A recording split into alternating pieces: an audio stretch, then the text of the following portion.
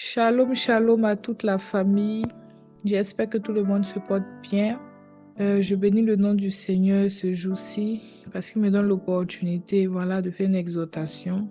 Et aujourd'hui, nous allons parler des caractères que doit avoir un chrétien.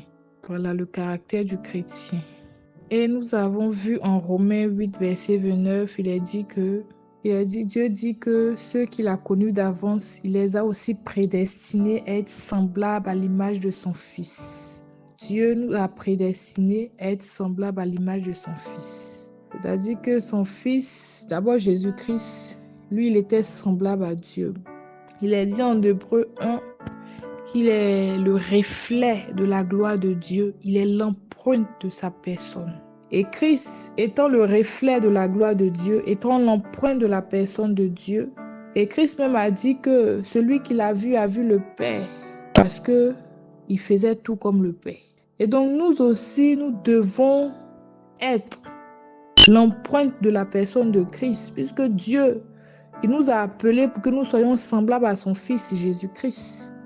Et donc nous aussi, nous devons être l'empreinte de la personne de Christ. Nous devons être le reflet de la gloire de Christ, c'est-à-dire que celui qui nous a vu aussi Christ. Est-ce que actuellement où nous sommes, nous pouvons dire que celui qui nous a vu Christ? Est-ce que nous pouvons dire cela de nous? Donc, nous devons nous poser cette question. Nous devons nous examiner. Voilà. Et Dieu, il nous a sauvés pour nous rendre semblables à Christ. Parce que quand on voit dans toute l'Écriture, Christ, il a réjoui le cœur de Dieu. Il a réjoui le cœur de Dieu. Quand tu vois en Psaume 40 à partir du verset 7, il est dit, « Tu ne désignes ni sacrifice ni offrande. Tu m'as ouvert les oreilles. Tu ne demandes ni holocauste ni victime expiatoire. » Alors je dis, voici, je viens avec le rouleau du livre écrit pour moi. Je veux faire ta volonté, mon Dieu, et ta loi est au fond de mon cœur. Christ est venu faire la volonté de son Père sur cette terre. Le rouleau du livre qui était écrit pour lui, il y a eu des prophéties à son sujet. Ça a été dit comment est-ce qu'il allait mourir, tout. Il y avait déjà un livre, un rouleau, tout était écrit. Il est venu pour accomplir toutes ces prophéties qui avaient été annoncées par la bouche des saints prophètes des temps anciens. Il a accompli toutes ces prophéties qui avaient été dites à son sujet. Il est venu obéir, il a été obéissant, il a été soumis à son Père jusqu'à la fin.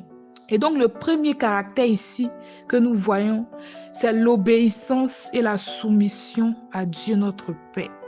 Nous devons être obéissants et soumis à l'autorité de Dieu, soumis à l'autorité de la parole de Dieu, soumis à l'Esprit de Dieu.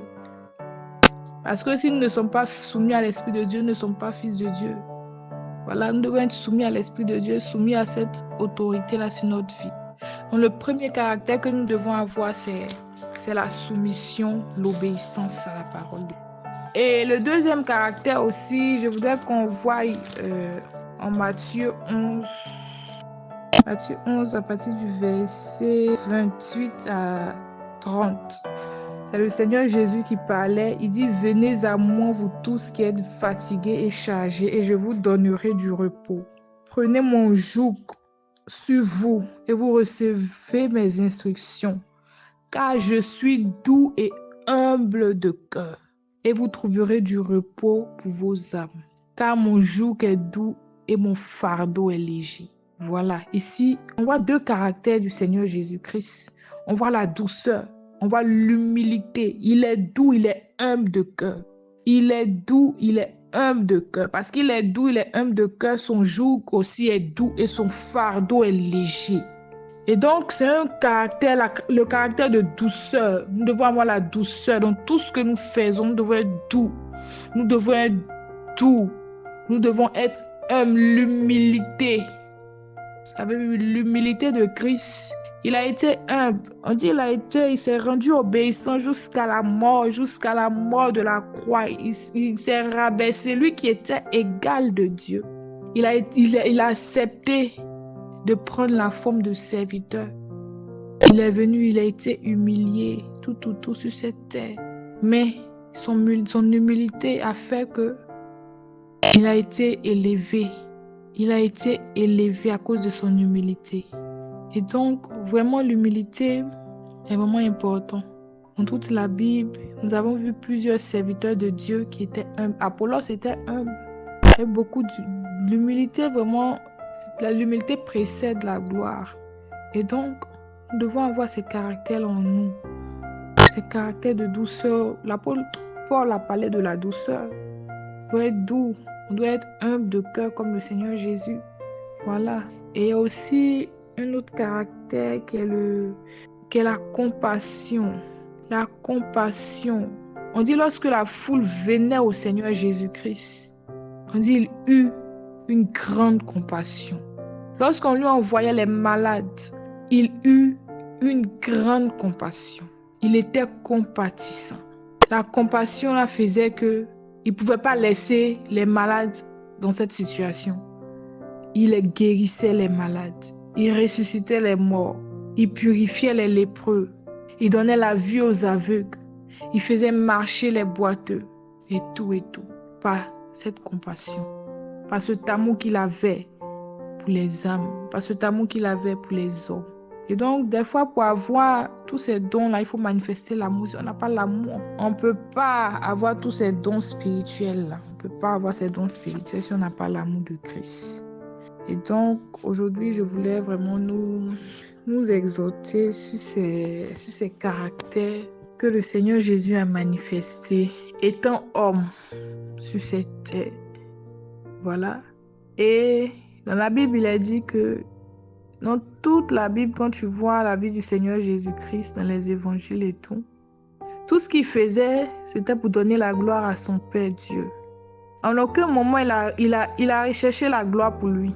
À aucun moment, il a recherché la gloire. La preuve en est, quand les gens le cherchaient pour le faire roi, il a disparu, il a fui.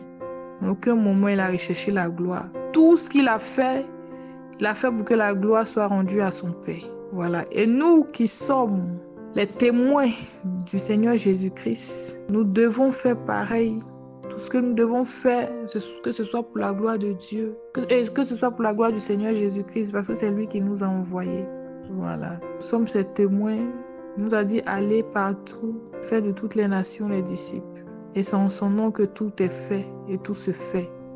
Et donc, vraiment, ces caractères-là, qui sont l'obéissance, la soumission, la douceur, l'humilité, la compassion et bien sûr l'amour. Parce que sans amour, tu ne peux pas avoir de compassion pour quelqu'un. Donc que vraiment le Seigneur travaille sur ces points-là dans nos vies. Ou bien que nous-mêmes nous travaillons à ces points-là dans nos vies. Nous examinons nuit et jour pour vraiment ressembler à notre maître, pour ressembler à celui qui nous a envoyés. C'est pas facile, mais c'est avec sa force que nous pouvons y arriver. Nous sommes faibles, sans lui, nous ne pouvons rien faire. C'est avec lui que nous pouvons tout faire. Et donc, je bénis le nom du Seigneur pour la vie de tous les membres, les dispensateurs de l'Évangile, tous les membres de la classe d'Abia et tout. Que vraiment, que nous fassions également la volonté de Dieu sur cette terre. De la même manière, le Seigneur Jésus-Christ a accompli la volonté de son Père.